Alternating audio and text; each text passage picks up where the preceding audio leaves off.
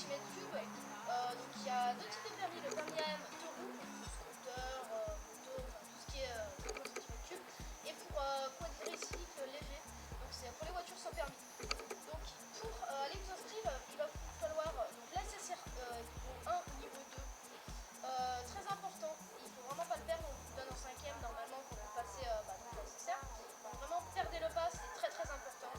Kevin vous racontera après parce que lui il l'avait perdu, mais bon, voilà, il n'a pas eu trop de problème. Il va vous falloir aussi une carte d'identité officielle.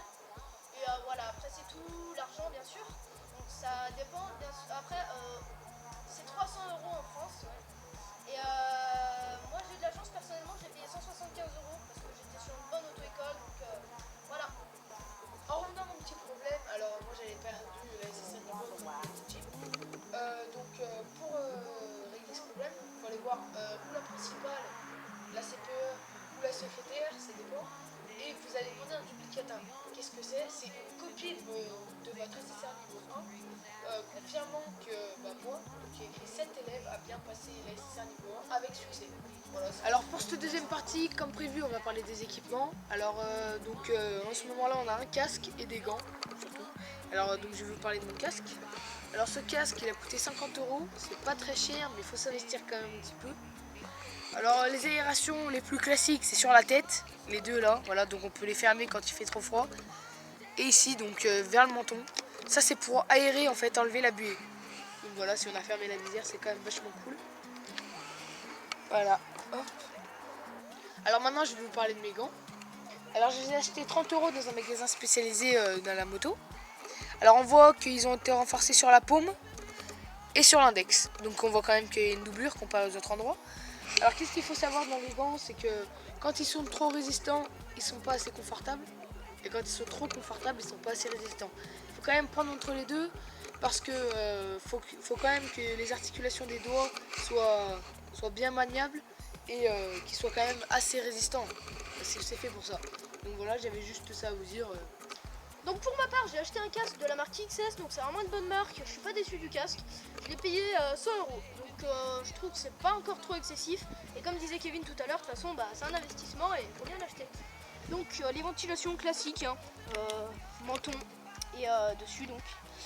Pour la visière, donc c'est une visière normale. La seule différence, c'est que j'ai une visière solaire, comme vous pouvez voir. Donc c'est vraiment un avantage quand il y a du soleil. C'est vrai qu'on est vraiment à l'aise. C'est même, je trouve, moins dangereux quand on a du soleil. Voilà. Donc c'est tout pour le casque. Ma veste. Donc c'est une veste de la marque Ixon, la Ixon Typhon Sport pour être précis. Donc c'est vraiment une bonne veste déjà. Donc elle a une dorsale. Donc la dorsale, c'est tout simplement ce qui maintient le dos si on tombe. Les coudes et aux épaules aussi. Donc pour la protection, elle est vraiment impeccable. Après, c'est un tissu spécial anti-abrasion, je crois. Là, ici, on a des ventilations pour quand quand il fait chaud, tout simplement, parce que c'est une veste qui tient quand même relativement chaud. On a deux poches ici, donc des poches assez grandes. Voilà. À l'intérieur, on a une poche étanche ici. Et une poche là, et encore une poche là. Comme vous pouvez voir, on a un zip, donc on peut mettre une doublure donc en hiver pour que ce soit vraiment agréable. Voilà. Donc pour mes gants, je les ai pas encore achetés pour ma part. Je vais en acheter des coquets, ça arrivera bientôt. Pour l'instant, j'ai juste une paire de sous-gants car je vais prendre des gants mi-saison. Du coup, il me fallait des sous-gants. Donc c'est des sous-gants banals, marque Ixon aussi. Enfin voilà, rien de plus à dire pour mes gants pour moi. Alors pour cette troisième partie, comme vous voyez, j'ai mis mon casque. Alors je vais vous présenter mon scooter. Alors sur mon scooter, il y a deux rétroviseurs. Ce qui est obligatoire, c'est celui de gauche. Voilà. Alors les phares, après, donc il y a le feu de croisement quand une voiture vous croise, en fait, c'est pour pas les gêner. Et le feu de route, je crois. Donc ça, c'est quand on est tout seul et que vraiment on veut voir vraiment loin. Mais par contre, c'est une voiture, ça peut vraiment gêner, ça peut vraiment les éblouir. C'est pour ça que c'est interdit en fait. Alors parlons des clignotants. Donc les clignotants, hop. Donc il n'y a rien de plus simple, hein. On pousse à droite pour l'allumer, on appuie sur le bouton pour l'éteindre. Il y a un petit rond qui s'allume quand on l'active pour nous montrer qu'il est allumé, parce que des fois on n'entend pas tout le temps le bruit. Voilà. Que vous dire de plus? Le démarrage électrique. Donc alors je sais pas sur les autres scooters, mais en tout cas sur le mien, On a juste à compresser le frein avant et en fait à appuyer sur le bouton. Donc là j'ai pas mis le contact, donc forcément ça ne l'allume pas. Bah, les phares, hein, pareil, hein. Hop, milieu et tout à gauche. Ça c'est pareil pour tous les scooters normalement. Et ben voilà, j'ai dû tout dire. Hein. Ah si, j'oubliais.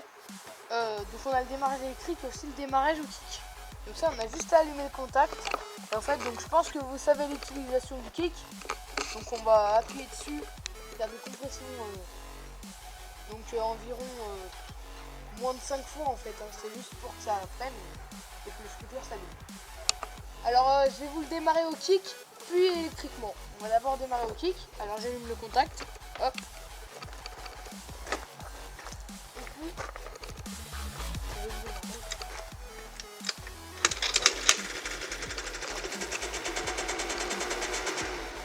voilà. Maintenant électriquement. Donc comme je vous l'ai dit, contact. On compresse le frein et on appuie sur le bouton.